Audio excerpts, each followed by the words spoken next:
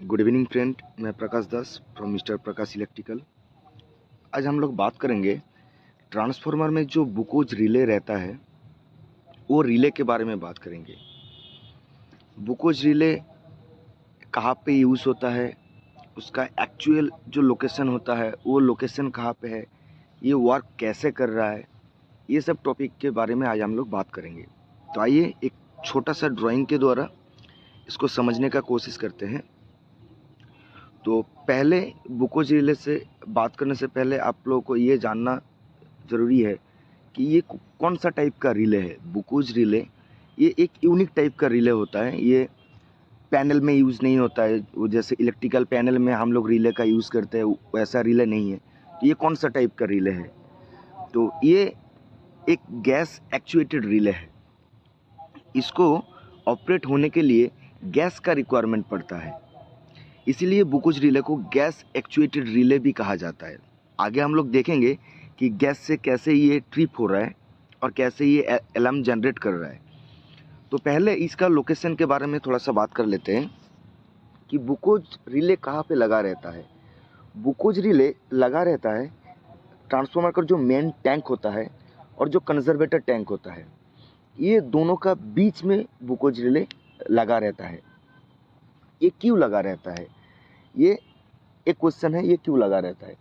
तो ये हम आगे देखेंगे क्यों लगा रहता है, और इसके जो पॉइंट ऑफ व्यू से जो क्वेश्चन और एक आ रहा है कि ये कौन सा फॉल्ट के रिगार्डिंग हम लोगों को प्रोटेक्शन देगा। तो पहले फॉल्ट के बारे में जान लेते हैं, उसके बाद इसका वर्किंग में जाएंगे। तो इसका लोकेशन तो हम लोगों को पता चल गया कि कंजर्वेटर टैंक और मेन टैंक के बीच में ये इंस्टॉल्ड रहता है। अभी ये प्रोटेक्शन कौन सा चीज़ का देता है, तो ट्रांसफार्मर का अगर कोई इंटरनल फॉल्ट हो गया, चाहे वो स्मॉल हो वो लार्ज स्केल में हो, जो भी इंटरनल फॉल्ट होगा ट्रांसफार्मर का इनसाइड, उससे ये बुकोज रिले जो रिले है ये एक्चुएट होगा और उसके रिगार्डिंग ये अलार्म और ट्रिपिंग जनरेट करेगा। ट्रांसफार्मर का एक्सटर्नल जो भी फॉल्ट होगा उसके रिगार्डिंग ये बुकोज रिले एक्ट नहीं करेगा। ये बहुत इम्पोर्टेंट पॉइंट है जो आप लोगों को जानना चाहिए कि ट्रांसफार्मर का अगर जो इंटरनल प्रॉब्लम है, इंटरनल फॉल्ट से ही बुकोज रिले एक्ट होता है, एक्चुएट होता है। कोई एक्सटर्नल फॉल्ट से ये बुकोज रिले एक्चुएट नहीं होता है। तो ये काम कैसे कर रहा है, इंटरनल फॉल्ट मतलब क्या। मान लीजिए ट्रांसफार्मर का जो कोर है, कोर के ऊपर हम लोगों का वाइंडिंग रहता है। वो जो वाइंडिंग होता है वो वाइंडिंग एक दूसरे से इंसुलेटेड रहता है। मान लीजिए एनी ऑफ द रीज़न वो जो वायर है, जो कंडक्टर है, वो कंडक्टर आपस में शॉर्ट हो गया, तो ये तो डेड शॉर्ट सर्किट हो जाएगा। तो ये शॉर्ट सर्किट हो जाने की वजह से क्या होगा, सर्किट में से एनरोमस करंट ड्रॉ करेगा। जब सर्किट में से एनरोमस करंट ड्रॉ करेगा तो करंट ड्रॉ करने के वजह से क्या होगा, जो उसके अंदर जो आपका ऑयल रहता है, जो कूलिंग और इंसुलेशन के लिए जो यूज़ करते हैं हम लोग, वो ऑयल क्या होगा, एक्सेस हीट होगा। जब ये ऑयल हीट होगा, हीट होके क्या करेगा, ऑयल एक्सपेंड हो जाएगा। ये ओनली फॉर शॉर्ट सर्किट के लिए नहीं है, इस तरह से बहुत सारा प्रॉब्लम है। चाहे आप मान लीजिए फेज टू अर्थ फॉल्ट हो गया, फेज टू फेज फॉल्ट हो गया। मैं ये सारा फॉल्ट जो बोल रहा हूँ ये सब ट्रांसफार्मर के इंटरनल फॉल्ट के बारे में बात कर रहा हूँ, नॉट एक्सटर्नल। इंटरनल में अगर फेज टू अर्थ फॉल्ट हो गया, फेज टू फेज फॉल्ट हो गया, या फिर डेड शॉर्ट सर्किट हो गया, या फिर ओवरलोड हो गया, ये ओवरलोड के वजह से भी करंट ज़्यादा ड्रॉ करता है। और जब भी करंट ज़्यादा ड्रॉ करेगा तब क्या होगा, उसके अंदर जो ऑयल रहता है वो ऑयल क्या होगा, ज़्यादा हीट होगा। ऑयल अगर ज़्यादा हीट होगा तो ऑयल का टेंडेंसी क्या रहता है, वो एक्सपैंड होता है, वॉल्यूम उसका बढ़ जाता है। तो जब वो बढ़ जाएगा, एक्सटेंड होगा, तब कहाँ पे जाएगा ऑयल, ऑयल जाएगा कंजर्वेटर टैंक में जाएगा। और जब ये ऑयल एक्सेस हीट हो जाता है वो डिकम्पोज हो जाता है। वो डिकम्पोज हो जाने की वजह से क्या होगा कि उसमें कुछ गैसेस प्रोड्यूस होगा। ऑयल जब एक्सेस हीट हो जाएगा तब वो डिकम्पोज की वजह से उसमें गैसेस प्रोड्यूस होगा, उस गैसेस के वजह से उसमें बबल क्रिएट हो जाएगा। तो ये सारा जो गैस बबल जो क्रिएट हो रहा है एक्सटर्नल, जो उसका मेन प्रॉपर्टी नहीं है, जो हीट होने के वजह से बाद में उसमें आया है, तो वो क्या होगा, वो भी मेरा कंजर्वेटर टैंक में जाएगा। लेकिन कंजर्वेटर टैंक में वो गैस और बबल जो जाएगा उसके बीच में पड़ेगा ये बुकोज रिले। वही फंडा है ये। अभी हम लोग देखेंगे बुकोज रिले के अंदर क्या हो रहा है। तो अभी थोड़ा सा ड्राइंग में देखिए, ये जो है ये कंजर्वेटर टैंक में जा रहा है और ये मेरा ट्रांसफार्मर टैंक से आ रहा है। तो यहाँ पे एक पाइप रहता है ऐसे करके और ये कंजर्वेटर टैंक में कनेक्ट रहता है। तो अभी जो यहाँ से मेरा एक्सपैंड ऑयल इंक्लूडिंग गैसेस और बबल जो आ रहा है वो मेरा इस साइड से फ्लो होगा, इस साइड से फ्लो होके आते आते मेरा कंजर्वेटर टैंक में जाएगा। और जो बुकोज रिले रहता है इसके अंदर भी ट्रांसफार्मर ऑयल फील्ड रहता है, तो ये इसके अंदर होते हुए ये कंजर्वेटर टैंक में आएगा। यहाँ पे देखिए, यहाँ पे 2 सर्किट रहता है। यहाँ पे थोड़ा सा ध्यान से देखिए एक्चुअल में वर्क कैसे कर रहा है। यहाँ पे तो एक रहता है अलार्म सर्किट, एक रहता है ट्रिप सर्किट। और यहाँ पे आप लोगों को एक गोल सा मरकरी स्विच आप लोगों को नज़र में आ रहा होगा। ये 2 है मरकरी स्विच।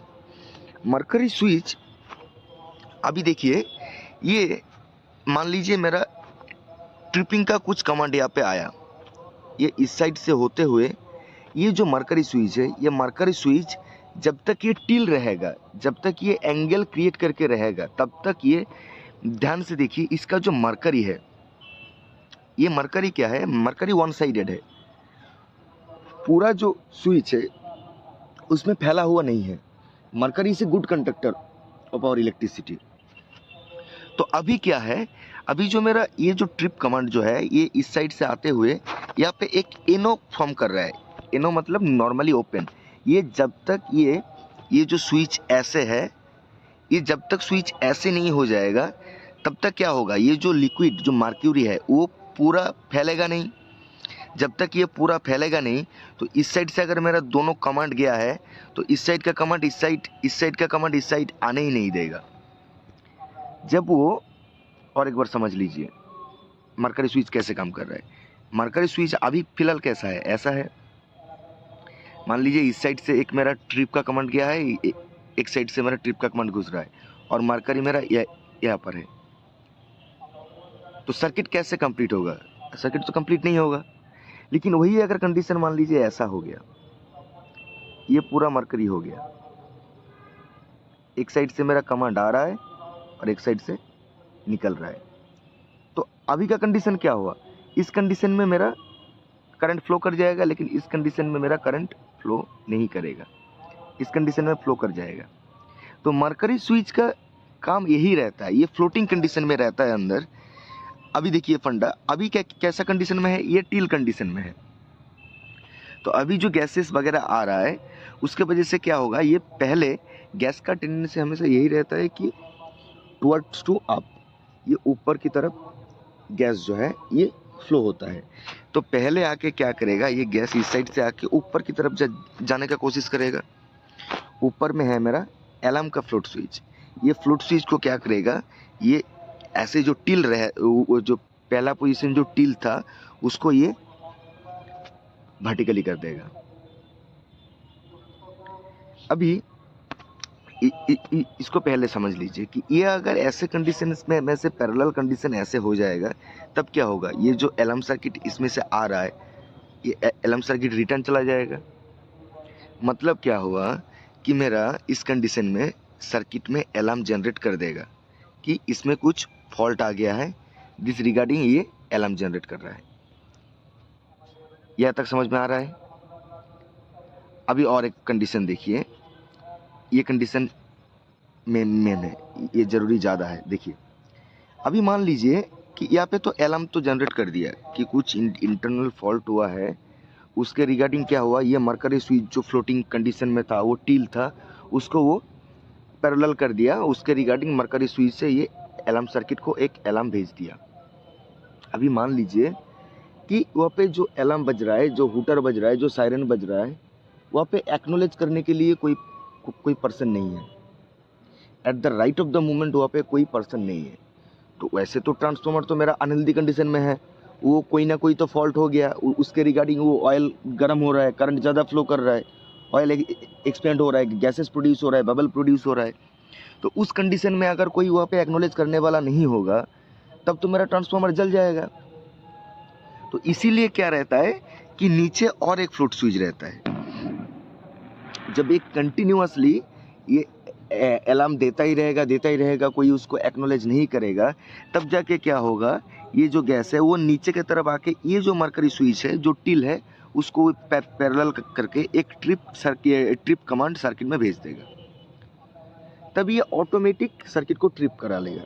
ये अलार्म सर्किट और ट्रिप सर्किट में एक टाइमिंग दिया रहता है कि इस टाइम तक वो वेट करता है, वो देखता है कि कोई आके उसको एक्नोलेज कर रहा है कि नहीं। अगर वो एक्नोलेज कर रहा है then well and good, otherwise वो खुद से एक ट्रिप कमांड जनरेट करके वो सर्किट में भेज देगा और सर्किट को ट्रिप करा देगा। तो ये मरकरी स्विच का जो वर्किंग है, यही बुकोज रिले का मेन फंडा है और इसीलिए इसको बोला जाता है गैस एक्चुएटेड रिले। ये क्या हो रहा है कि गैस इस साइड से आ रहा है, गैस का टेंडेंसी हमेशा यही रहता है ऊपर जाना, इसीलिए पहले ये अलार्म सर्किट को एनर्जाइज करेगा, फिर जाके क्या होगा, अलार्म सर्किट में अगर कोई एक्नोलेज नहीं कर रहा है, फिर जाके वो जो मेरा ट्रिपिंग सर्किट है उसको ही एनर्जाइज करेगा। तो ये होता है बुकोज रिले का मेन वर्किंग। ये बुकोज रिले और एक बात ये यहाँ पे सुन लीजिए, ये बुकोज रिले तो ये सारा फॉल्ट के रिगार्डिंग तो हो रहा है। आपका ओवरलोड हो गया, आपका फेज टू अर्थ फॉल्ट हो गया, आपका फेज टू फेज फॉल्ट हो गया, आपका डेड शॉर्ट सर्किट हो गया।